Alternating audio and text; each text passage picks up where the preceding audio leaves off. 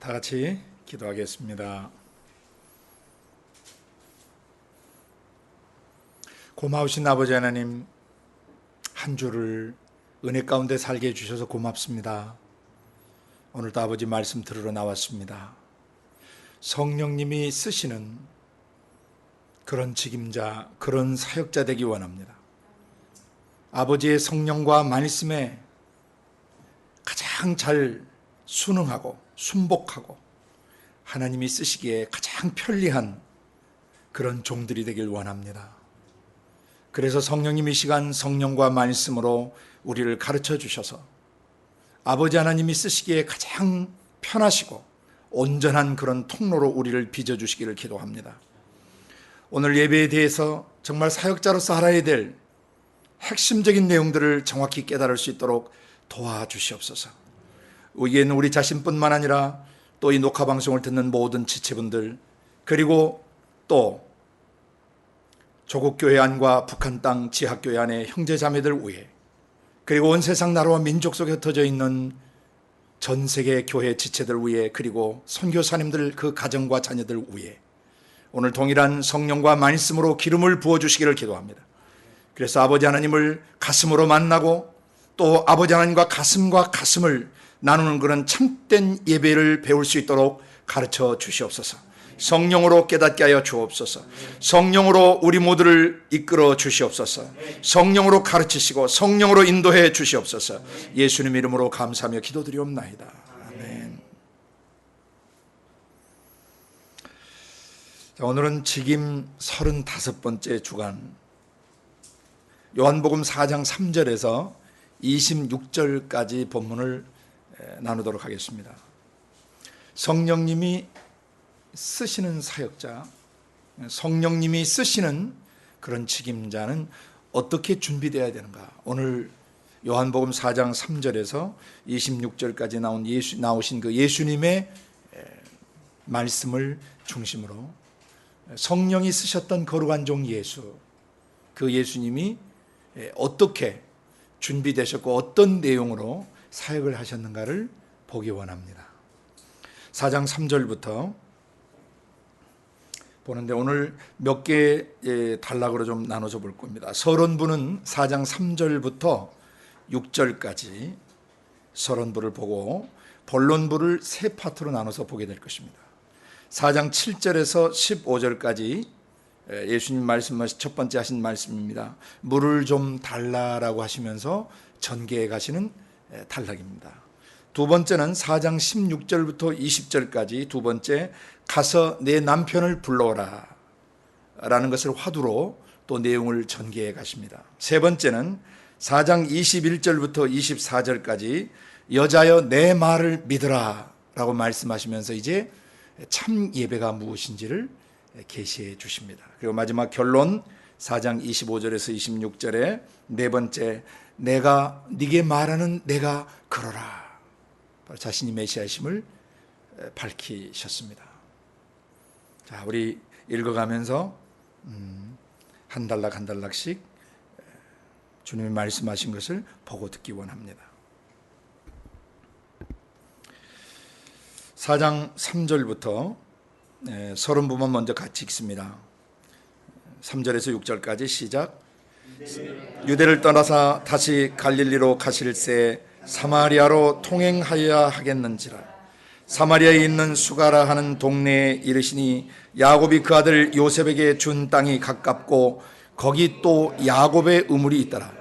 예수께서 행로에 권하여 우물 곁에 그대로 앉으시니 때가 제6시쯤 되었더라. 아멘.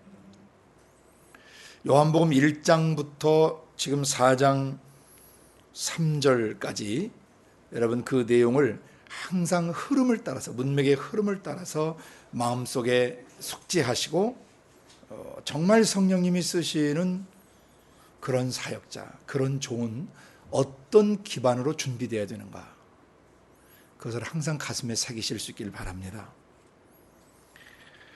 지난 시간에는 거듭남과 함께 거듭난 뒤에 반드시 거쳐가야 될 두 가지를 말씀드렸어요. 난 물세례를 통과해 가야 한다. 그 다음에 물세례는 물속에 잠겨 그리스도와 함께 죽고 다시 물에서 올라올 때 그리스도와 함께 사는 부활을 상징하는 거다. 그래서 이 세례 요한이 베풀었던 물세례 제도는 예수님의 십자가를 예표하는 것이었다. 우리의 옛사람이 그리스도와 함께 죽고 그리스도와 함께 다시 사는 것을 의미했다. 그래서 성령과 함께 동역할 사역자들은 반드시 물속에 잠기는 물세례의 의미를 정확하게 이해하고 있어야 한다. 그 물세례를 줄 때 탄에서부터 물세례를 받는 그 순간까지의 모든 죄들이 구체적으로 토설되어져야 되고 고백되어져야 되고, 그리고 그것이 그리스도의 십자가의 고백됨과 함께 십자가에 못 박힌다는 것을 믿도록 도와줘야 한다는 것입니다. 아멘. 그래서 마태복음의 3장 11절에 세례요한이 증거했던 것처럼 나는 물속에 회개하기 위해서, 너희로 죄를 회개하기 위해서 물속에 너희를 잠기게 하거니와 내 뒤에 오시는 분은 나보다 능력이 크셔서 내가 그 신들매를 풀기도 감당치 못할 정도로 높은 분이신데, 그분이 오시면 성령과 불로 너희에게 세례가 아니라 성령과 불 속에 너희들을 잠기게 하실 것이다. 그래서 물세례 제도는 결론적으로 뭘 보여주기 위한 거냐면은 그리스도와 함께 십자가에 죽고 다시 살아난 후에 다시 정결케 된 사람 속에 실 성령 안에 잠기는 것을 깨닫게 하시기 위함이다. 그죠? 세례는 여러 종류가 있다고 그랬어요. 물세례, 성령세례, 고난의 세례, 불세례, 여러 가지 있지만 에베소 4장 5절 6절에 계속 연계해서 말씀하시는 것은 주도 하나요, 믿음도 하나요, 세례도 하나다라고 말씀하신 것이죠. 아멘. 세례의 궁극적 목적은 하나입니다. 그리스도와 함께 죄에 대해서 죽고 다시 그리스도로 옷 입어서 성령을 덧입어 성령 안에 잠겨서 성령과 그 말씀 예수의 주권적 통치에 그의 삶이 사라지도록 하기 위한 것입니다. 그래서 사역자는 한 사람을 물속에 잠기게 할 때 정확하게 죄 문제를 다뤄줘야 되고, 그 죄 문제가 다뤄진 그들의 심령 속에 하늘이 열리게 돼 있고 하나님의 성령이 비둘기처럼 내려오시게 돼 있으며, 그 다음에 그에게 음성을 들리시되 죄 문제가 해결된 너야말로 내 사랑하는 아들이고 내 기뻐하는 자라라고 하는 하나님의 그 음성을 듣게 해주는 것이죠. 아멘. 그리고 나서 성령에 이끌려서 광야로 가서 마귀의 시험을 이기는 사람이 되도록 도와주는 것, 그것이 사역자가 해야 될 사역이에요. 근데 오늘 여기 본문은 그런 세례가 이제 세례에 대한 바른 개념이 이제 가르쳐지고 난 뒤에 주님이 뭘 이제 말씀하시는가?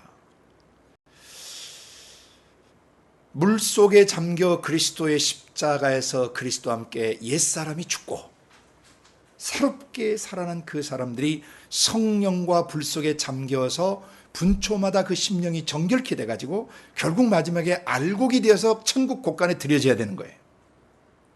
거듭난 이후에 속사람 영이 만약에 다시 옛사람의 죄를 따라 살게 되면 반드시 죽을 것이라 그랬죠. 무릇 하나님의 영으로 인도함을 받는 그들은 하나님의 아들들이 되지만 마귀의 영으로 인도함을 받는 그들은 마귀의 자식들이 될 수밖에 없다. 그래서 물세례와 성령세례, 곧 물속에 잠기듯이 성령 안에 잠긴다라고 하는 것은 성령이 주시는 레마의 말씀 안에 잠기는 것을 말해요.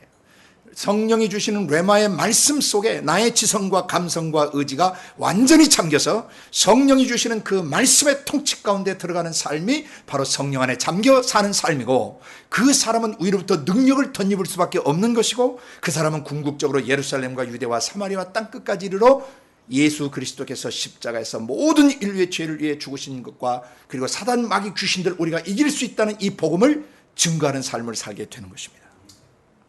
아멘.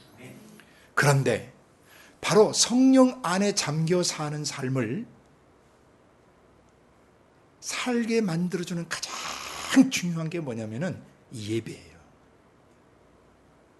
그래서 오늘은 전체 주제가 예배에 관한 것입니다. 예배. 예배라고 하는 이 낱말 뜻이 우리말로 번역될 때 헬라 원문의 프로스큐네오, 프로스라는 말은 어떤 인격체를 향하여, 영어의 toward 그런 뜻이에요. 누구누구를 향하여. 프로스큐네오라고 하는 것은 입맞추다라는 동사입니다.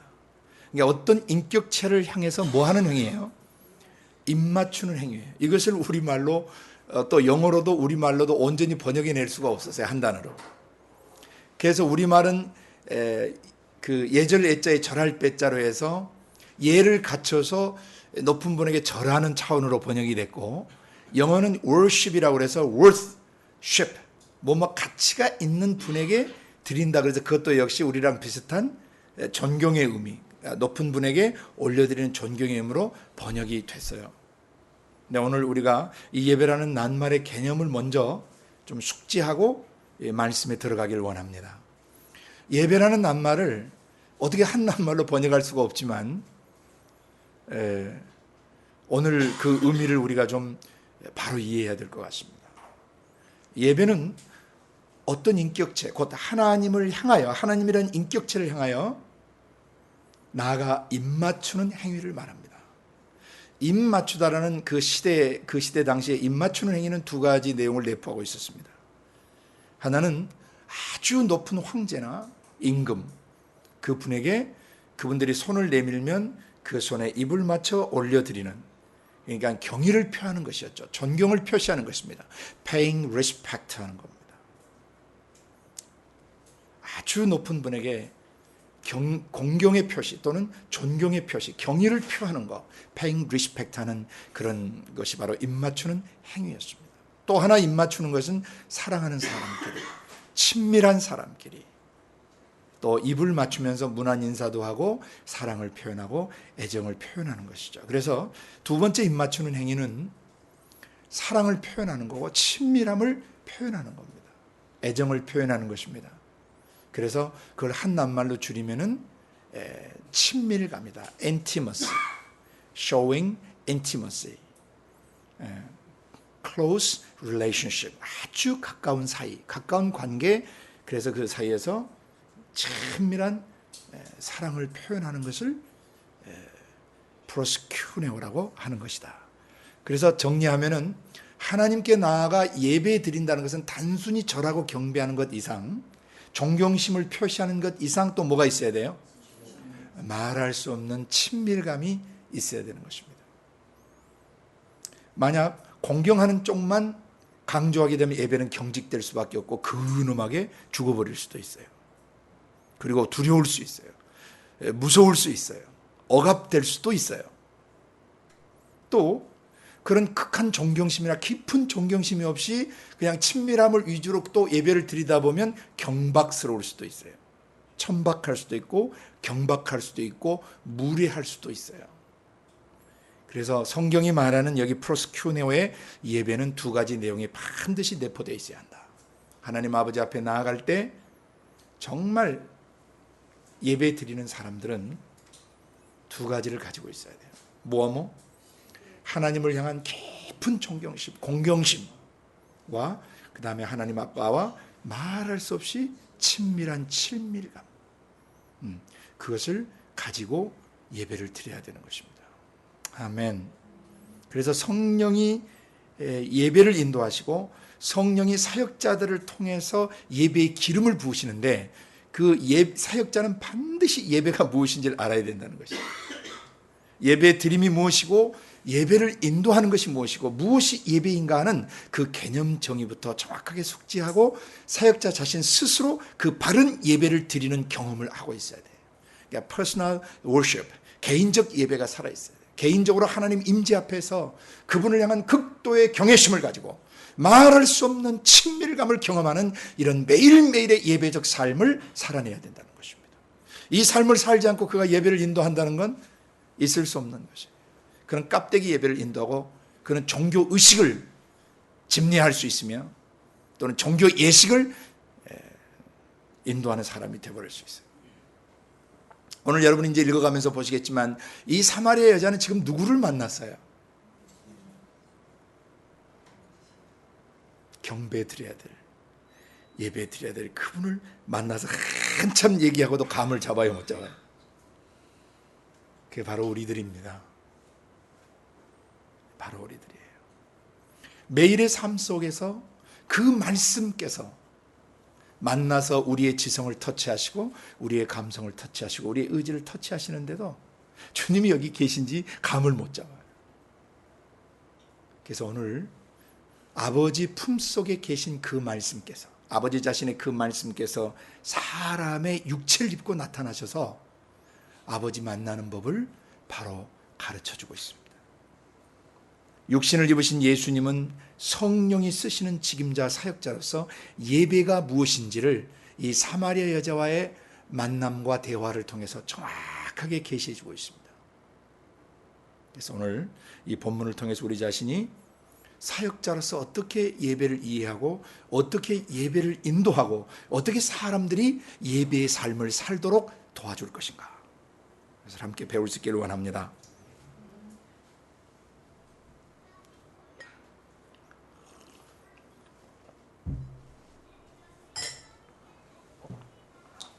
(4장 3절)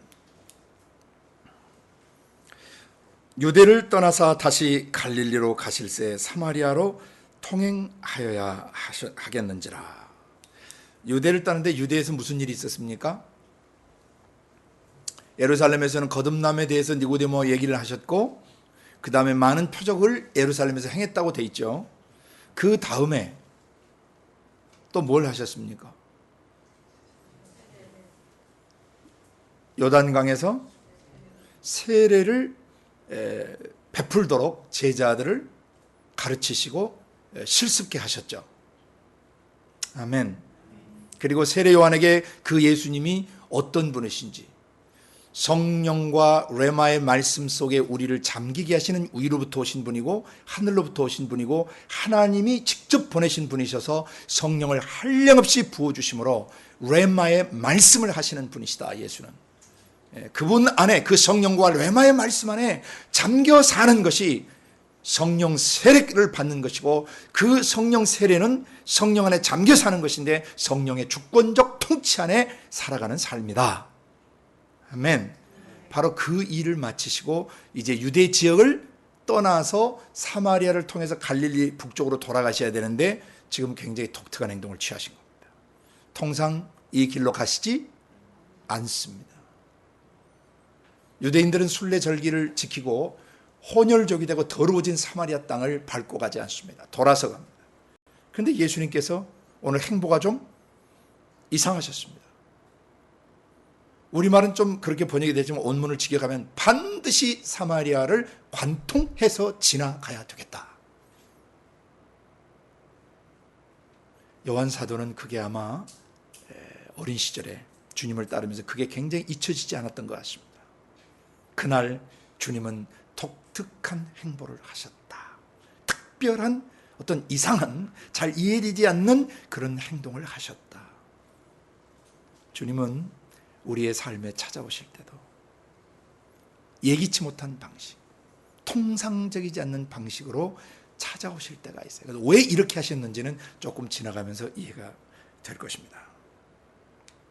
그래서 이르신 곳이 어디셨냐면 사마리아에 있는 수가라는 동네인데, 야곱이 그 아들 요셉에게 준 땅이 가까웠고 또 거기 또 야곱의 우물이 있는 곳이었습니다. 예수님이 많이 걸어오셔서 행로에 피곤하셨습니다. 그래서 우물 곁에 그대로 앉으셨습니다.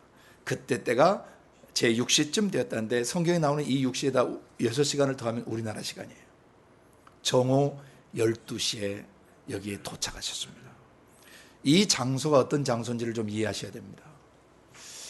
출애굽한 백성들이 가나안 땅에 들어와서 6지파는 에발산에 서고 6지파는 그리심산에 서서 축복을 명할 때 아멘하는 아멘파는 그리심산에 서고, 저주의 말을 퍼부을 때 아멘해야 되는 파는 에발산 편에 서서 아멘했어야 됐습니다.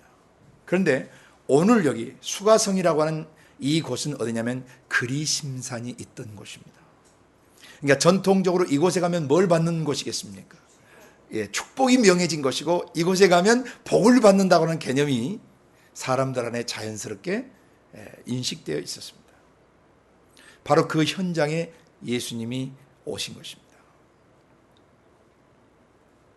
이제 여기서 예수님 말씀 잘 들어야 진짜 복을 받는 거예요. 사마리아 여자가 바로 여러분과 나 자신이라는 것을 깨닫게 되실 것입니다. 그 다음에 7절부터 15절까지 이 단락을 우리가 한번 같이 보도록 합니다. 시작. 사마리아 여자 하나가 물을 길러 왔음에 예수께서 물을 좀 달라 하시니 이는 제자들이 먹을 것을 사러 동네에 들어갔습니다.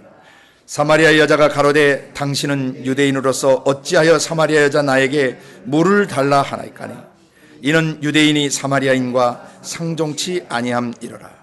예수께서 대답하여 가라사대 네가 만일 하나님의 선물과 또 내게 물 좀 달라 하느니가 누구인 줄 알았다면 네가 그에게 구하였을 것이요 그가 생수를 내게 주었으리라. 여자가 가로되 주여 물기를 그릇도 없고 이 우물은 깊은데 어디서 이 생수를 얻겠삼나이까. 우리 조상 야곱이 이 우물을 우리에게 주었고 또 여기서 자기와 자기 아들들과 짐승이 다 먹었으니 당신이 야곱보다 더 크니까.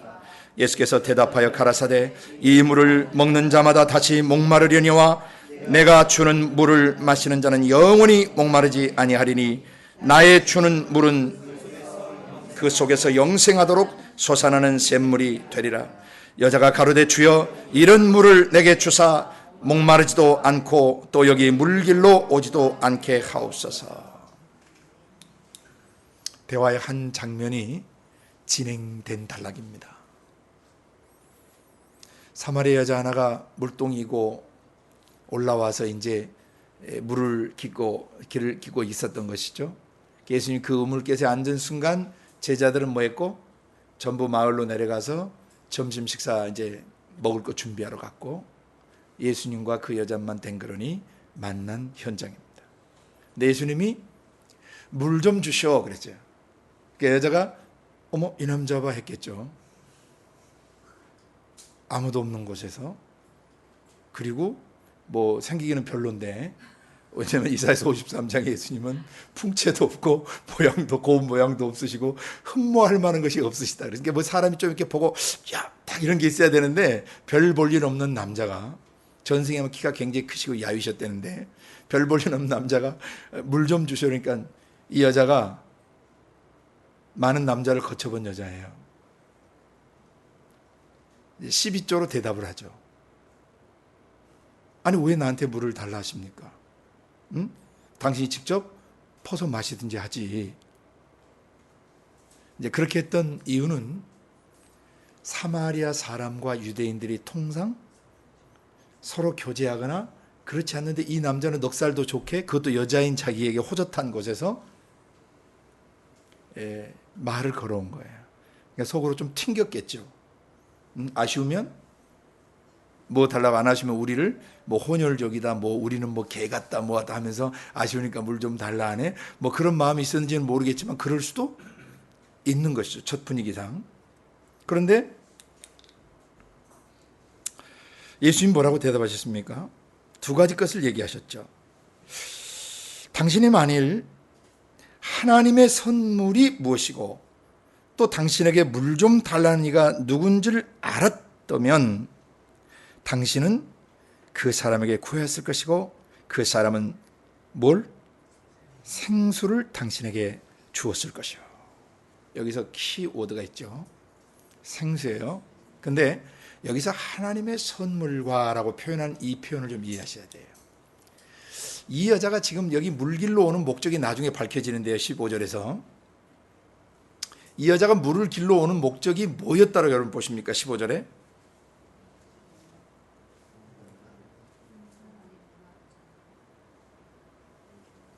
거기 뭐라고 고백해요? 여자가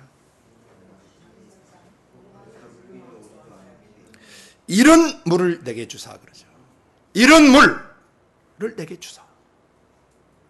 나 여기 물 길러 오지 않게 해 주십시오. 그리고 나 목마르지 않게 해 주십시오. 이 여자가 그냥 물 길러 온 여자가 아니었습니다. 이런 물을 찾고 있었어요. 생수라고 예수님 표현할 때 그 생자가요, 영원한 생명을 할 때 그 조해라고 하는 낱말을 써요. 자오, 그래서 영원히 살다라는 그러한 낱말을 예수님이 쓰고 계신 거예요. 영원한 생명을 주는 물.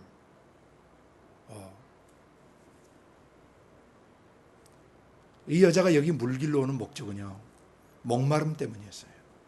두 번째, 이런 물을 계속 찾고 있었던 것이 어떤 생수, 영원히 목마르지 않는 그런 생수, 영원한 무엇을 찾고 있던 여자라는 것을 15절을 통해서 우리가 알 수 있는 것입니다. 아멘.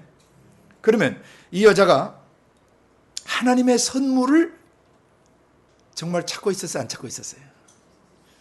왜 그런지는 그 다음 달라고 보면 알아요. 이 여자는 기구한 운명을 살아왔던 여자예요. 기가 막혔어요, 인생이. 결혼을 5번이나 했단 말입니다. 근데 지금도 있는 남편이 남편 같지 않은 남편과 살고 있는 거예요. 그래서 이 여자의 가슴 속에는 문제를 해결하고 싶은 타는 목마름이 있었고 갈급함이 있었다는 것을 우리는 서서히 이제 인지해 가게 됩니다. 그런데 예수님 먼저 질르셨어요. 하나님의 선물, 네가 노력하고 애써서 얻어낼 수 있는 것이 아닌 신 대신 하나님이 전능자가 너에게 너의 노력과 애씀과 몸부림 없이 주는 그 선물이 무엇인지를 네가 알았다면, 그리고 너에게 지금 생수를 달라고 말하는 내가 누군 줄 네가 알았다면 진짜 네가 찾는 이 생수를 달라고 했을 것이다. 생수를 네가 주었을 것이다. 이 여자는 지금 하나님을 만나서 기구한 운명을, 고통스러운 삶을 해결받으려고 몸부림 쳐왔다는 것을 이제 암시해주고 있는 것이에요. 그래서 예수님이 이 여자를 보시면서 점점 대화의 깊이 속으로 이제 이끌어 갑니다. 그랬더니 생수를 이제 내게 주었으리라 라고 말씀하니까 여자가 번쩍했습니다. 주여, 그랬습니다. 이제 좀 존칭의 표현을 쓰기 시작했어요. 아까는 이 남자 봐 하는 그런 분위기에 있을 수도 있는 상태에서 이제 선생님 이렇게 바뀌었어요. 벌써 예수님 말 몇 마디 나갈 때 쓰시는 말투나 이게 그냥 이렇게 시비 걸려고 온 남자가 아니라는 걸 알게 됐죠. 단순히 그냥 뭐 이렇게 좀 여자하고 뭔가 관계해 보려고 하는 그런 남자가 아니라는 것을 감지했으니까 선생님하고 표현합니다. 주여.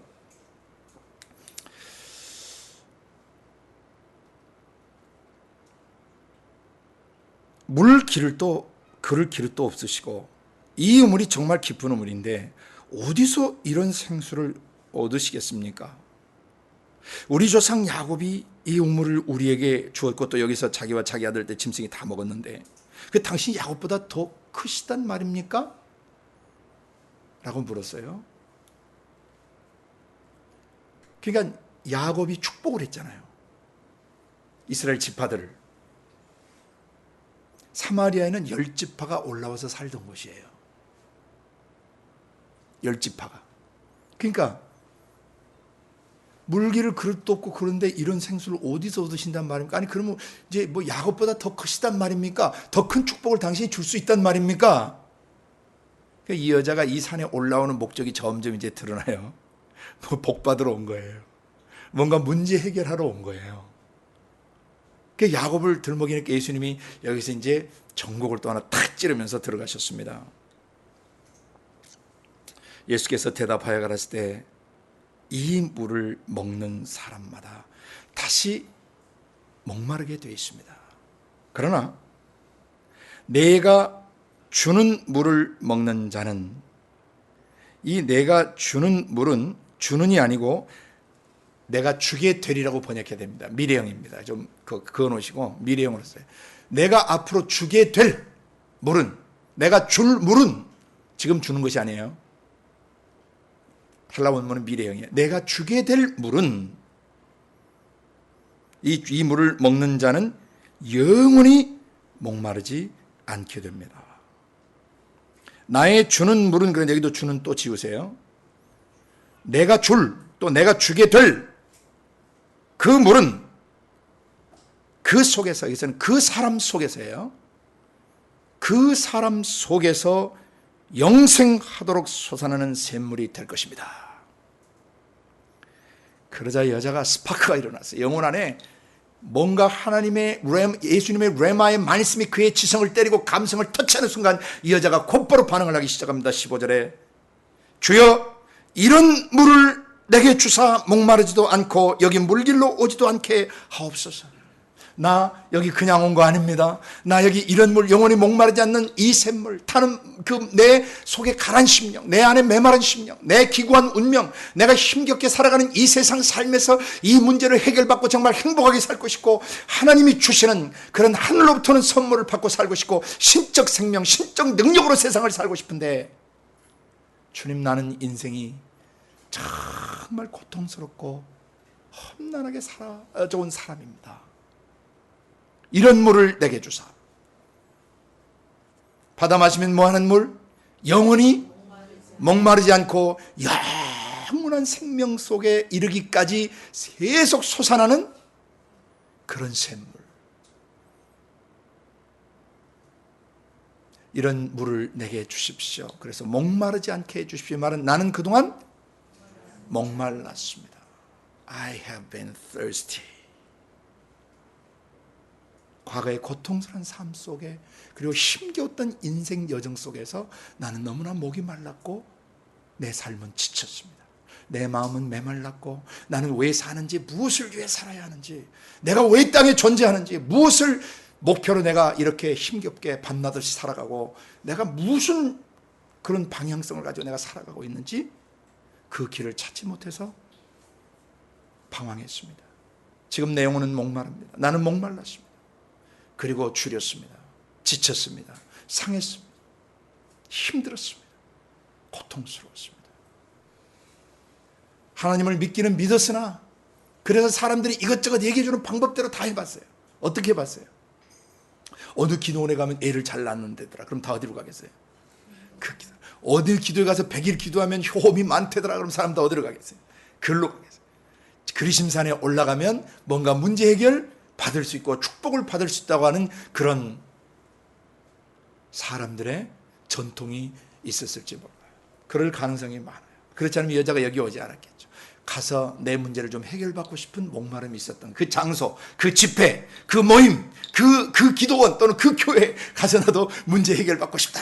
어떤 장소나 특정 사람, 어떤 특정 지역, 특정 시간대 속에 내가 가서 뭔가 좀 은혜를 받고 내 이 문제를 좀 해결받고 싶다. 우리 아니겠습니까?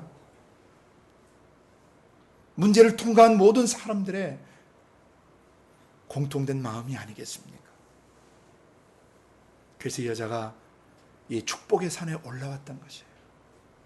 목적은 뭐였어요? 주님, 내 인생은 왜 이렇습니까?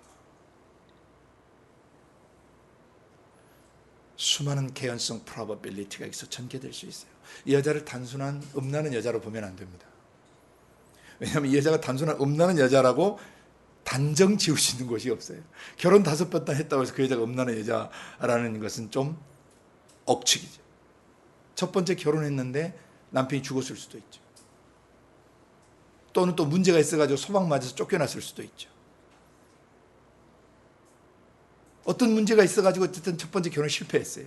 그래서 두 번째 또 결혼한 걸로 봐서 창녀는 아닌 것 같아요. 왜? 창녀가 두 번째 결혼할 수는 없거든요. 창녀는 결혼하지 않거든요. 또 두 번째 결혼이 또 깨졌어요. 세 번째 또 결혼해서 또 깨졌어요. 이 정도 되면 여러분 내 팔자야 하지 않겠어요? 내가 전생에 무슨 죄를 지어서라고 불신자들 그렇게 얘기하겠죠. 그런데 네 번째 또 깨졌어요. 5번째 또 깨졌어요. 그리고 6번째 남자를 만나기는 만났는데 내 상한 마음과 내 지친 영혼을 위로해 주지는 못해. 그러니까 남편 같지 않는 남편과 지금 살고 있는 것이에요. 그러자 예수님이 두 번째 본론 단락에서 전곡을 찌르면서 들어가신 거예요. 16절부터 20절까지 같이 읽어봅니다. 시작. 가라사대 가서 내 남편을 불러오라. 여자가 대답하여 가로되 나는 남편이 없나이다. 예수께서 가라사대 네가 남편이 없다 하는 말이 옳도다. 네가 남편 5이 있었으나 지금 있는 자는 내 남편이 아니니 내 말이 참되도다. 여자가 가로되 주여 내가 보니 선지자로소이다. 우리 조상들은 이 산에서 예배하였는데 당신들의 말은 예배할 곳이 예루살렘에 있다 하더이다. 자, 두 번째 단락에서, 첫 번째 단락에서 키는 생수 문제였어요.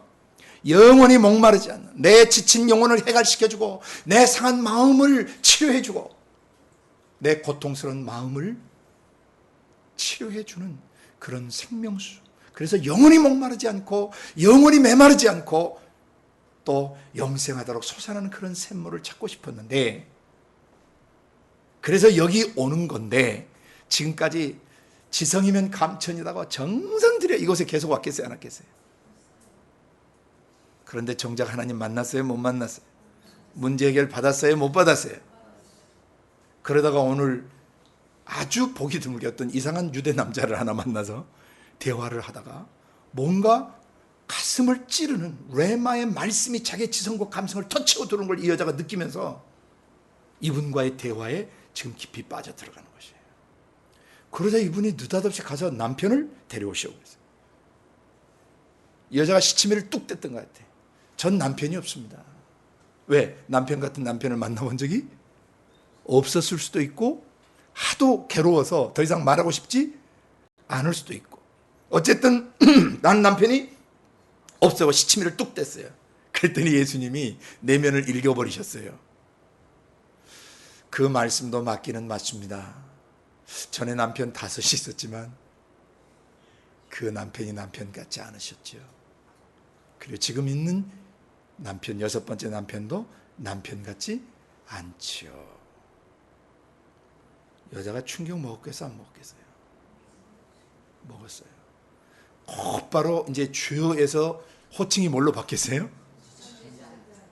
선생님, 랍비여, 제가 보니 선지자시네요. 그의 삶에 가장 깊은 아픔과 정말 무엇 때문에 이 여자가 여기 왔고 이 여자가 해결받아야 될 문제가 무엇인지를 정확하게 볼 수 있는 그분은 선지자세요.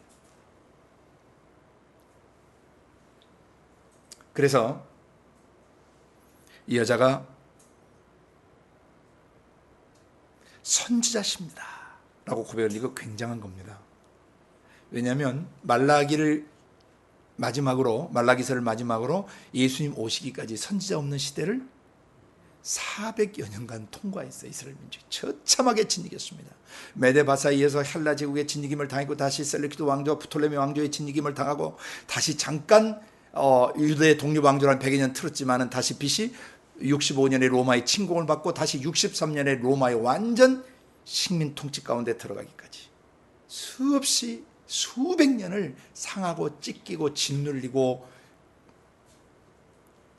식민지 그 지배를 받는 그런 삶을 살아오다 지금 자기의 삶을 꿰뚫어 보시는 한 분을 만났어요. 선지자십니다고 진짜 물어보고 싶었던 게 뭐예요? 예배. 이들에게 예배는 하나님 만나는 거예요. 첫 번째는 생수 문제였어요.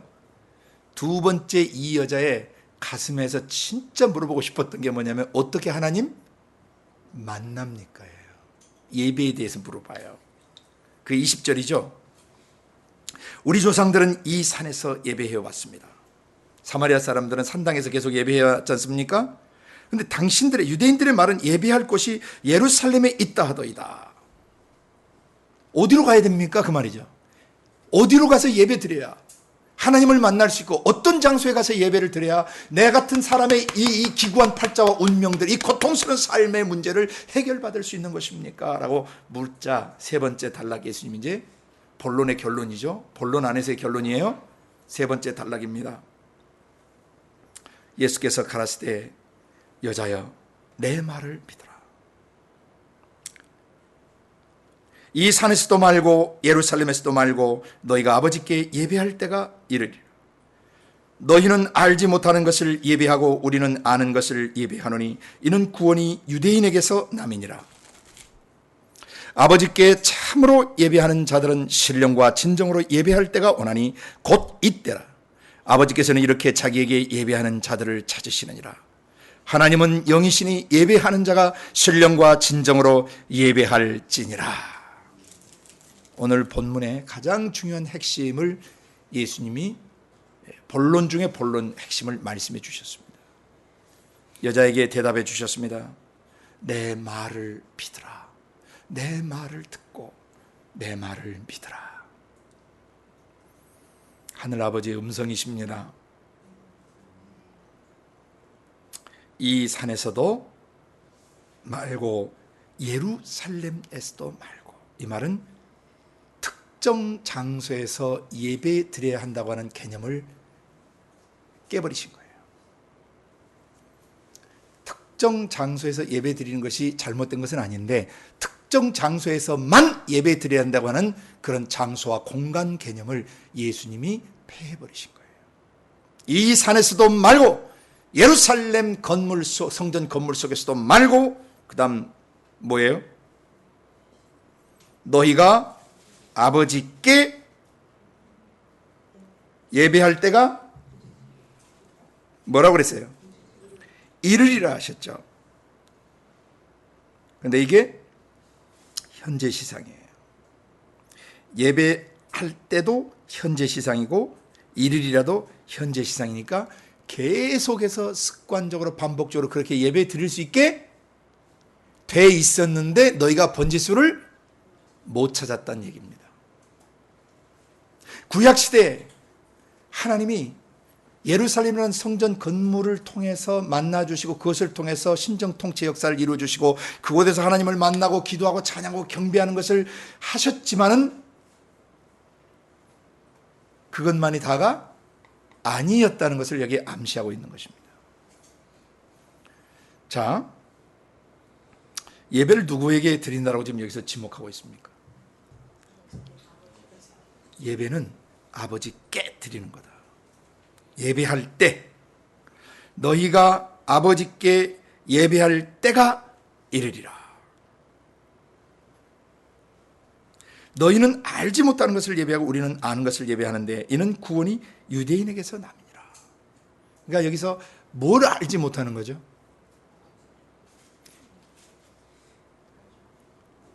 예배를 통한 구원 문제예요. 하나님 아버지를 만나면 구원받아요, 못 받아요? 근데 종교적으로 예배드리면 하나님 만나요, 못 만나요? 구원받아요, 못 받아요? 못 받아요. 지성이면 감천이다 식으로 100일 기도를 드리고 1000일 기도를 드리고 어떤 특정 장소에 가서 엎드리고 또 예배 시간에 또 참석해서 예배를 드릴지라도 아버지를 가슴에서 만나지 못하면 그 사람 구원받지 못하는 것입니다. 인생의 고통스러운 문제, 삶에 그가 살아오면서 경험했던 수많은 문제들, 그 문제들 뭐 해야 돼요? 아버지 만나야 해결돼요. 성경에서 말하는 구원은 단순히 영혼 구원만을 말하는 게 아니고 질병으로부터의 구원, 상처로부터의 구원, 아픔으로부터의 구원 또는 모든 문제들로부터의 구원받는 총체적인 것을 말해요. 총체적 구원을 말해요. 그러니까 이 여자가 정말 이 문제들로부터 해결을 받으려면 뭐 했어야 되는 거예요? 예, 아버지께 예배 드리는 법을 알아야 되는데 이 여자는 지성이면 감천이다 식으로 그리심산에 오면 뭔가 복받고 그리심산에 와서 하다 보면 뭔가 문제가 해결되지 않겠는가, 100일 기도를 드리고 어떤 특정 장소에 가서 예배 드리면 문제 해결받지 않겠는가 하고 나오는 사람하고 똑같은 것이에요. 그럼 아버지 못 만날 수 있다는 것입니다. 어떻게 해야 돼요? 이제 답이 그 다음 23절 24절에 게시되는 것입니다. 아버지께 참으로 예배하는 자들은 신령과 진정으로 예배할 때가 오나니 곧 이때라. 아버지께서는 이렇게 자기에게 예배하는 자들을 찾으시느니라. 아버지께 참으로 예배하는 자라고 그랬죠. 그 말을 줄여서 얘기하면 참된 예배자, 진짜 예배 드릴 줄 아는 사람. 그 사람은 어떻게 예배 드리는 거다? 신령과 진정으로. 근데 번역이 좀 이상하게 되어 있습니다. 신령이 아닙니다. 성령 안에서로 바꿔주세요. En pneumaticae aletheia 이렇게 되어 있어요. 원문은 성령 안에서 카이 곧 성령 곧 진리의 말씀, 알레theia 진리 안에서 이렇게 되어 있어요. 곧 성령이 진리의 말씀을 우리 안에 깨닫게 해주시면 그것이 성령과 진리 안에서요. 진정이 아닙니다. 감정이 아니에요. 헬라 원문은 성령과 진리 안에서라고 돼 있어요. 사람의 영이 지어먹은 마음, 사람의 영이 지극정성을 들이고 사람의 영이 돛 닦듯이 하나님께 나오고 사람의 영이 노력하고 애써서 막 하나님을 만나려고 하면 못 만난다는 것입니다. 너의 문제도 시급하지만 기구한 운명도 시급하고 너가 살아온 삶의 시련, 역경, 현재 통과하고 있는 고통과 괴로움과 그리고 힘겨움들도 현실이지만 이 문제를 정말 해결받으려면 너 누구 만나야 된다? 아버지를 만나야 돼. 아버지를 만나려면 어떻게 아버지가 만나진다? 아버지의 영 안에서 네 영 말고 사람들의 영이 가르쳐주는 것 말고 사람들의 영이 일러주는 것 말고 성령이 직접 너한테 진리, 참된 원리를 가르쳐줘야 아버지가 만나지는 것이다. 아버지는 이렇게 예배 드리는 사람을 찾고 계시는 것이다. 신령과 진정으로 예배할 때가 이르리니 곧 이때랄 때 번역을 이때라고 하면 안 돼. Now is the time이에요. 지금 이 현장, 네가 지금 나 만났지 않느냐? 사마리아인아, 네가 아버지의 영에서 나오신 그 말씀인 나, 진리인 나를 만났지 않느냐? 진리인 나를 만나는 순간 성령이 역사하셔서 네가 아버지를 만나게 돼 있는 것이다. 잘 들으세요. 앞에는 이 산에서도 말고 예루살렘에서도 말고라고 그랬고 지금은 때에 대한, 시간에 대한 문제를 예수님 얘기하고 있어요. 우리는 9시 예배, 11시 예배, 또 오후 3시 예배 시간을 정해놓고 만납니다. 중요합니다. 하나님과의 만날 약속 시간을 잡았습니다. 그러나 그 시간에 예배 드려야만이 예배를 드리는 거라고 가르쳐서는 안 된다는 것입니다. 그 시간은 우리가 성도들과 함께 아버지와 만나는 시간을 작정해서 우리가 9시에 11시에 만나고 했기 때문에 그 시간도 중요한 시간이에요. 그러나 여기서 예수님 말하시는 것은 그 시간만 진짜 대예배 시간이고 나머지는 예배 시간이 아니다. 그렇게 인식하면 안 된다는 것입니다. 특정 장소와 공간에서 우리가 예배를 드릴 수밖에 없겠죠. 왜냐하면 예배 장소가 필요하니까요. 그러나 특정 장소나 특정 시간대에 예배 드려야만 예배가 이루어지는 것이 아니고 네가 어떤 장소에 있든지 그리고 네가 어떤 시간대에 있든지 새벽이든 밤이든 낮이든 한밤중이든 어떤 시간대 어떤 장소에 있든지 상관없이 예배의 핵심은 뭐다? 장소 문제나 시간 문제가 아니다. 뭐다? 성령 안에서 진리를 체험해야 된다는 것입니다. 그게 진짜 예배예요. 그 순간 아버지가 만나지게 돼 있어요. 왜 그러는가? 그 원리를 여러 차례 여러분에게 설명드렸어요. 자, 창세기 1장 1절부터 3절 초반부 기억하시죠? 하나님은 아버지세요. 그리고 그 아버지의 영은 수면에 운행하셨어요. 운행하다는 메라 헤페트는 품에 안고 암탉이 새끼를 날개 아래 품는 행위를 말한다고 그랬고 새가 위에서 나는 행위를 말한다고 그랬어요. 그러면 우주 밖에서 아버지가 자신의 영으로 존재하는 우주 만물을 품에 안으시고 지구 전체를 품에 안으시고 그 안에 있는 모든 원소를 암탉이 새끼를 날개 아래 모으듯이 품에 안으시고 3절에 뭐 하신다고 그랬어요? 말씀하신다고 했어요. 그것이 천국의 존재 방식이고 천국이 지상에 임하는 방식이고 천국이 우리 안에 우리를 통치하시는 방식이며 우리와 함께 세상 속으로 진격해가는 방식이시다. 하나님의 나라가 천국이 어떻게 임하느냐 그걸 설명해 드렸어요. 아멘. 지금 이 여자에게 사마리아 여자에게 기가 막힌 운명을 가지고 살아가는 고통스러운 삶을 살아가는 이 여자의 삶의 현장에 아버지 영에서 나오신 말씀이 지금 직접 그 앞에 서 있는 것이에요. 아멘. 하나님 나라가 임한 것입니다. 천국이 오신 거예요. 이 여자 앞에. 그래서 아버지의 영에서 진리가 계시되어지면요 아버지 품속에 아버지 영 안에 계시던 그 말씀이 형체를 입고 지금 나타나셨어요. 이분이 지금 여기 서 계신 예수님이세요. 아멘.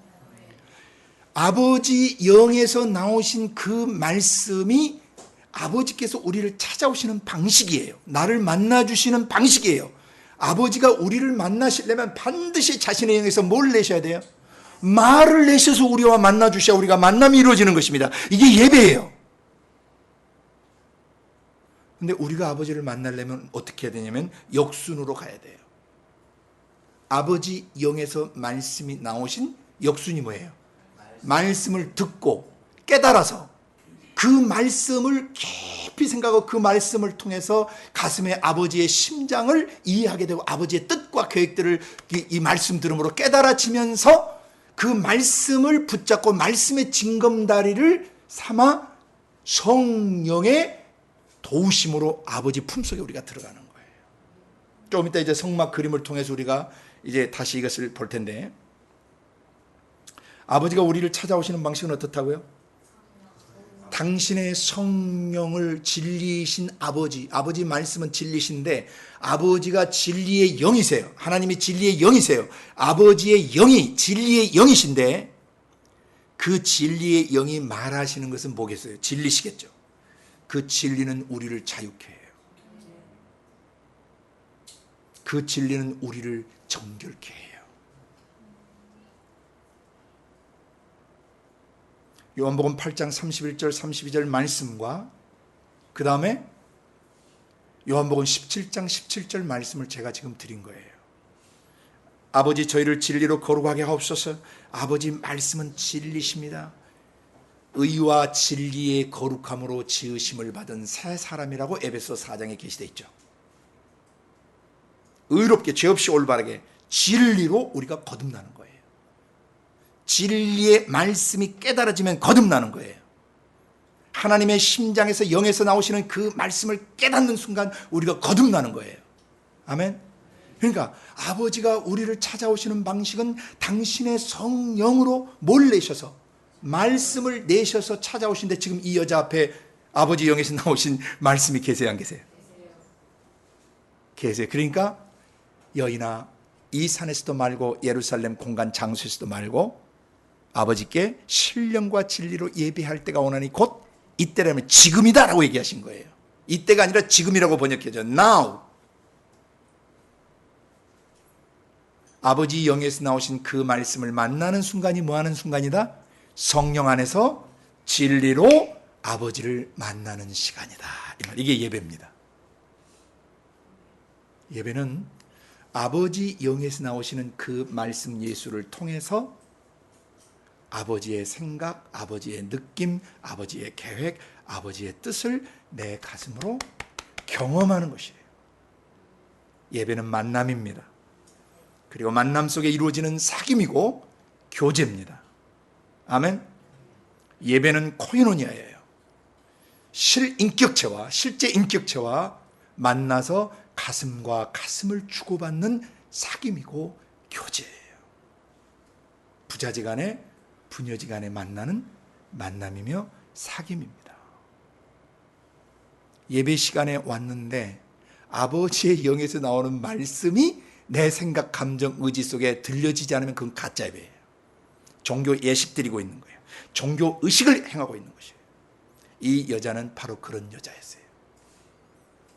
여러분도 교회를 다니고 어려서부터 하나님 말씀을 수없이 들었지만 그 말씀이 성령이 조명하시고 성령이 레모시켜 주시는, 그래서 내 개인적으로 그 시간에 말씀을 듣고 깨달으면서 아버지가 만나지는 경험이 없었다면 지금까지 종교적 예배를 드리고 있었던 것이, 그 배후에는 종교 귀신들이 있는 것입니다. 그걸 종교의 영이라고 그러는 것입니다. 하나님 안 만나도 좋아요. 신과 얼굴 안 맞대도 좋고, 신과 눈빛 안 맞춰도 좋고, 신과 얼굴 표정 안 맞춰도 좋고, 신과 심장을 교류 안 해도 좋아요. 그냥 어떤 미지의 신에게 또는 알지 못하는 신에게, 샤머니즘의 신에게 그냥 내 마음의 괴로운 그 속사정을 털어놓고 넋두리하고 탄식하고 그냥 내 안에 있는 고백들을 정말 내과려보고 말이죠. 신세 타령해보고 얼굴과 얼굴 맞대지 않아도 그럴 만한 신이라도, 그런 종교진과 종교적으로 그 종교 하나 갖고 있는 거 참 좋다라고 생각하는 그런 부류의 사람들, 그들은 예배자가 아닙니다. 교회를 다니면서도 예배의 당에 예배를 드리면서도 개인적으로 묵상하면서도 말씀 읽으면서도 아버지의 영, 아버지의 심장에서 나오신 그 말씀이 자기의 생각과 감정과 의지에 인격적으로 만나지지 않으면 그건 가짜 예배예요. 그건 귀신에게 잡혀 있는 것입니다. 종교 귀신에게 잡혀 사는 사람이에요. 그러니까 그는 기도할 때 하나님 얼굴이 안 보여도 괜찮아요. 하나님하고 심장 교류가 안 일어나도 괜찮아요. 그는 하염없이 말씀을 읽어요. 그는 하염없이 말씀을 증거해요. 그는 하염없이 설교도 해요. 그리고 그는 하염없이 사람들에게 예수에 대해서 얘기도 합니다. 거기에는 삶의 변화가 있을 수 없습니다. 보통 사람을 만나면 그저 그냥 친구 되죠. 그러나 삶에 충격을 주는 분을 만나면 여러분의 삶이 그때부터 바뀝니다. 하나님은 살아계신 분이십니다. 종교적 신이 아닙니다. 관념의 세계에서 만나시는 그런 분이 아닙니다. 연불 애우듯이 속에서 지절거리는 자기 확신이나 자기 돛 닦는 그런 것이 아닙니다. 기독교는 종교가 아닙니다. 살아계신 신과 가슴과 가슴을 교류하고 만나는 만남이고 교제고 친교입니다. 여러분이 성령이 쓰시는 사역자가 되시려면 성령 안에서 진리를 통해서 아버지 만나는 법을 배워야 돼요. 개인적으로 그거 안 되는 사람 가짜 사역자예요. 종교인입니다. 그 종교인이 지도자가 되면 그 인간 통해서 계속 종교인들만 배출되는 것이에요. 성경은 아버지 심장의 언어가 종이 위에 글자로 기록된 책입니다. 녹음 테이프 내에 녹음한 사람의 음성이 내장되어 있는 것처럼 이 기록된 말씀책 속에 있는 성경 구절 속에는 살아계신 아버지의 음성이 내장되어 있습니다. 이것은 내주에 계신 성령의 조명하시지 않으면 어떤 사람도 이 말씀을 깨달을 수 없습니다. 인간의 이성과 감성을 가지고 논리적 체계는 파악할 수 있고 무슨 말인지는 파악할 수 있고 국어 실력으로 내용은 파악할 수 있을지 모르지만 하나님의 심장에서 오는 음성을 들을 수는 없고 하나님의 심장과 교류되어질 수는 없습니다. 그는 하나님에 관하여 알 수는 있지만 하나님을 만날 수는 없습니다. 반드시 성령 안에 있어야 합니다. 그리고 성령이 그 진리를 계시해 주셔야만 하나님을 만날 수 있습니다. 오늘 이 사마리아 여자는 지구촌 어딘가에 지금도 존재하고 있는 것이죠. 자기의 문제를 해결하려고 몸부림치는 한 여인이 있어요. 그는 하나님에 관하여 아는 여자였어요. 그는 신을 경외하는 여자였어요. 그는 나중에 보면 그리스도를 기다리고 있는 여자였어요. 믿는 여자였어요.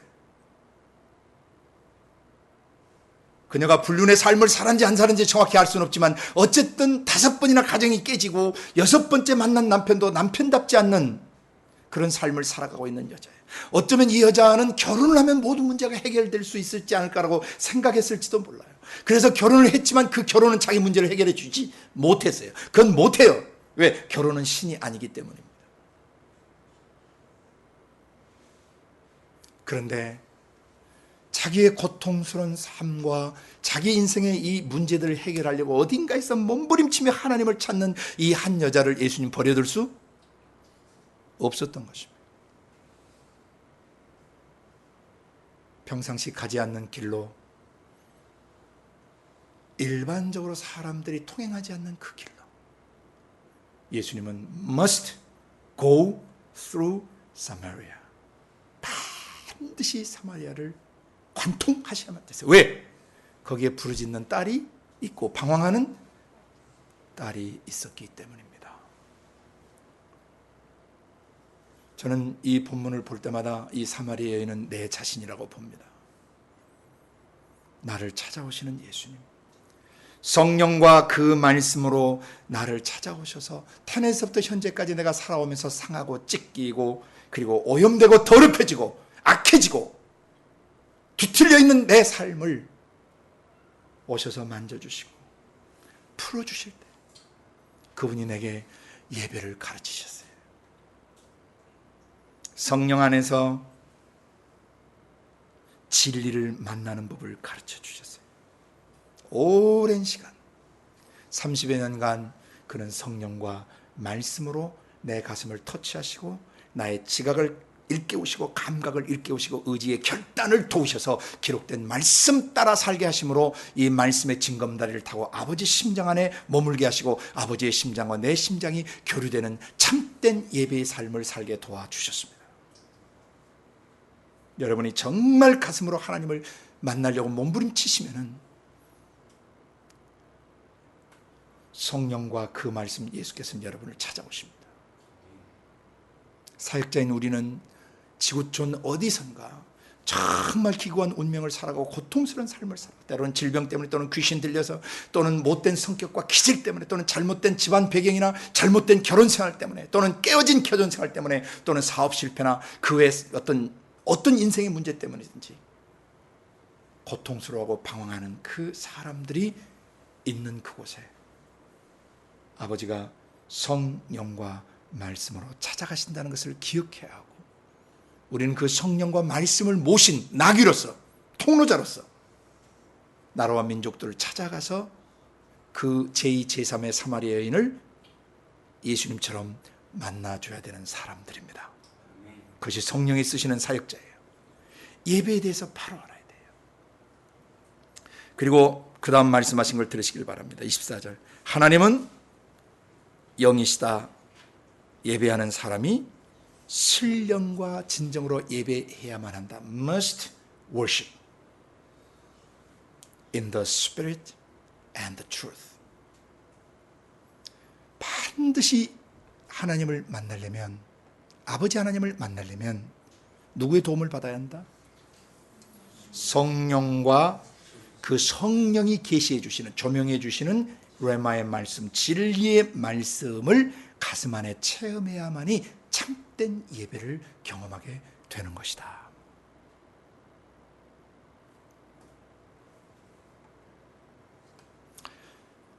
그러자 이 여자가 25절 26절 결론에 대답을 합니다.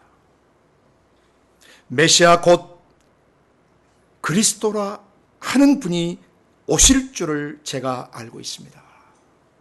이 여자가 단순한 음란한 여자가 아니고 그리스도를 기다리는 여자였다는 것을 알 수 있어요.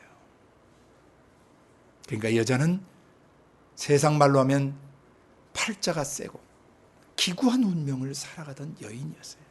하나님에 관해 알았지만 가슴으로 아직 하나님을 만나지 못한 종교인이었습니다. 지성이면 감천이다 식으로 날마다 수가성 우물에 와서 뭔가 하나님을 어떻게 만날 수 있지 않을까, 하나님이 나의 문제를 해결해 주시지 않을까, 잘못된 방법으로 하나님을 만나보려고 몸부림쳤던 여자였습니다. 그러나 그녀의 가슴 속엔 뭐가 있었습니까? 메시아가 오신다는데, 우리의 모든 문제를 해결해 주시는 구세주 메시아가 오신다는데 그분이 빨리 오셨으면 좋겠다. 그분을 내가 어떻게 만날 수 있을까? 나 메시아 기다리는 여자입니다. 그러면서 그분이 오시면 지금 선생님께서, 선지자께서 말씀해 주신 모든 것을 우리에게 알려주실 것입니다. 그랬어요. 저는 여기서 예수님이 눈물이 핑 도셨을 것 같아요. 이 자기 친아버지가 오셨는데 이 친딸이 알아봐요, 못 알아봐요?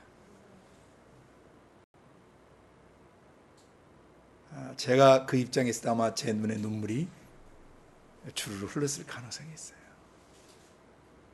여인아, 네게 말하고 있는 내가 바로 그 메시아다.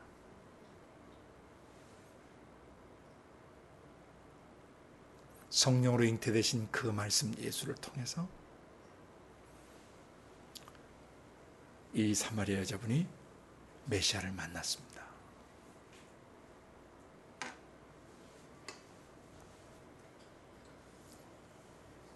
이 여자가 그 다음에 어떤 행동을 했는지 다음 시간에 이어서 보도록 할 것입니다. 진짜 예배를 드리면, 진짜 예배 중에 하나님 만나면 삶이 어떻게 변화되는지를 그 다음에 보여주는 거예요. 그 교회 안에, 그 공동체 안에, 그 가정 안에, 그 개인의 삶 속에 진짜 신령과 진정으로 성령 안에서 그 말씀 통해서 아버지 하나님 만나게 되면 삶이 변하게 되어 있어요. 누구처럼? 이 다음 절에 나오는 사마리아 여인처럼 삶이 변하게 되어 있습니다. 반드시 변하게 되어 있습니다. 안 변하면 그거 가짜입니다. 가만히 살 수가 없어요. 예수를 전하지 않고는 견딜 수가 없어요. 하나님 만나는 법을 전하기 위해서 뛰어나가지 않고는 견딜 수가 없어요. 물동이 버려뒀어요. 이것은 하나님을 만나는 도구였고 수단이었어요. 그 수단 다 버렸어요. 왜? 성령과 진리가 있으면 그 외 모든 수단들이 다 사라지는 것이에요.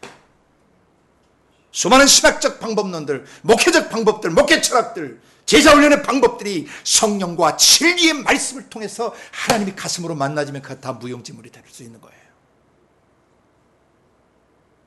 왜? 가슴에서 만나버렸는데 무슨 이론이 필요해요? 가슴과 가슴이 만났는데 예수님처럼 나의 말할 것과 이룰 것을 친히 명령해 주시는데 무슨 부교재가 필요하고 참고서가 필요하냔 말입니다.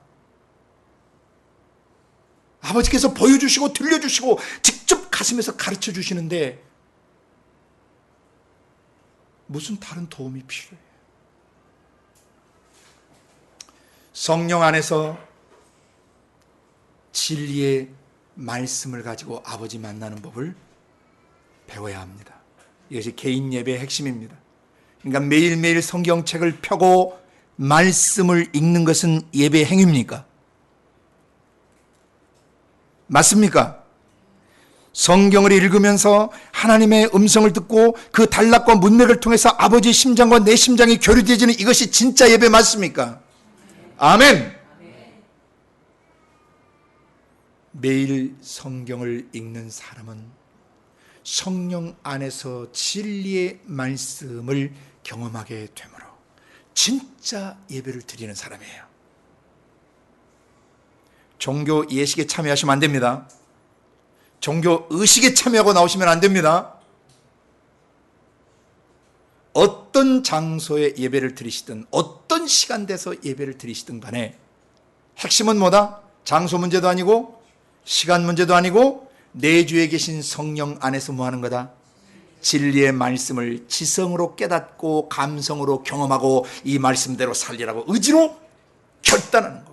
그게 진짜 예배 드리는 거예요. 이 여자는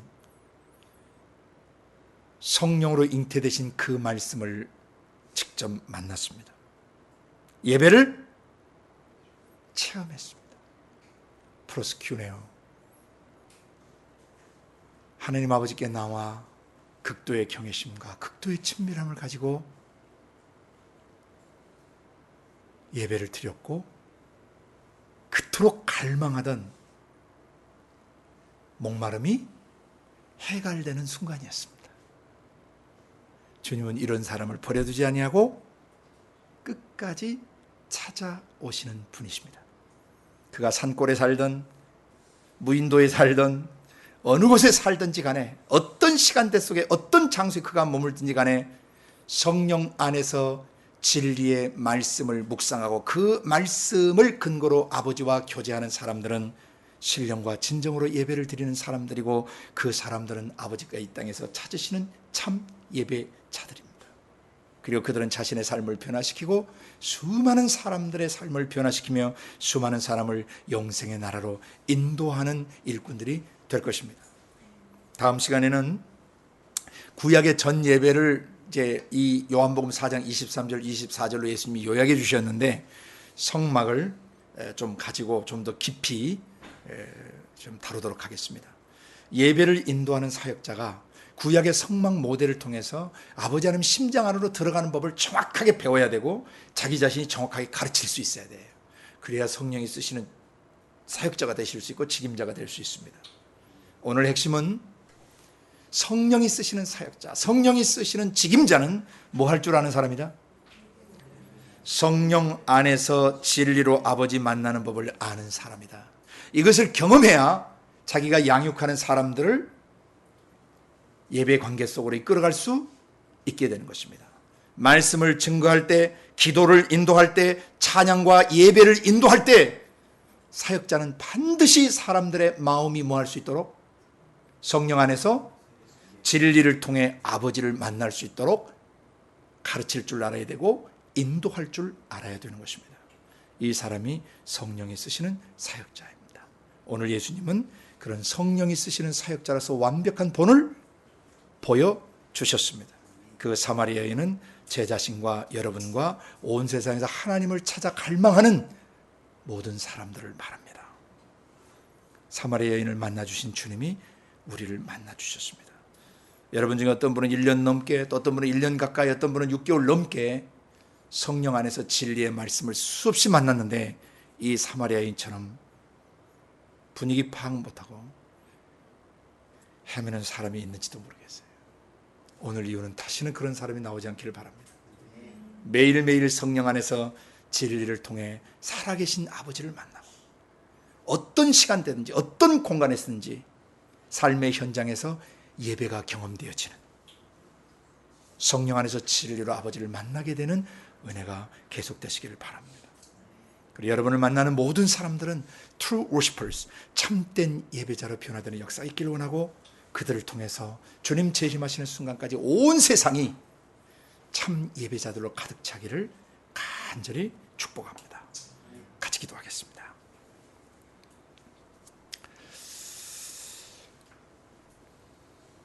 아버지 하나님 고맙습니다.